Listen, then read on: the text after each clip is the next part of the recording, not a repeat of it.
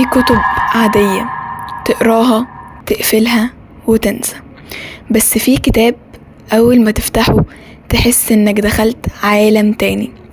ناس بتقول إن اللي يقراه حياته بتتغير، وإنه مليان أسرار ما ينفعش تتقال. اسمه شمس المعارف الكبرى، واللي بيقال عنه إنه أخطر كتاب سحر في التاريخ العربي. لكن هل الكلام ده حقيقي؟ تعالوا نحكي الحكاية. الكتاب ده ظهر من أكتر من 800 سنة، وكتبه واحد اسمه أحمد بن علي البوني.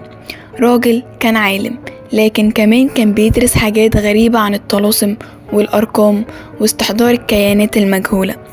اللي فتح الكتاب قال إنه شاف حاجات مش مفهومة، رموز، أسماء، تعويذات، وحاجات محدش عارف مصدرها. في ناس جربوا يقروا الكتاب ده بس ما خرجوش منه زي ما دخلوا. شاب قراه في غرفة مقفولة، بعد نص ساعة بدأ يسمع أصوات حد بينادي باسمه، ولما بص في المراية شاف حد تاني وراه واقف. راجل استخدم طقوس من الكتاب عشان يجرب استحضار كيان روحاني.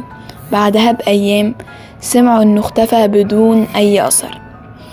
في اللي بيقول إنه مجرد كتاب روحاني عن الأرقام والطاقة، لكن ناس تانية بتأكد إن في حاجة غلط فيه، حاجة تخليك تحس إنك مش لوحدك.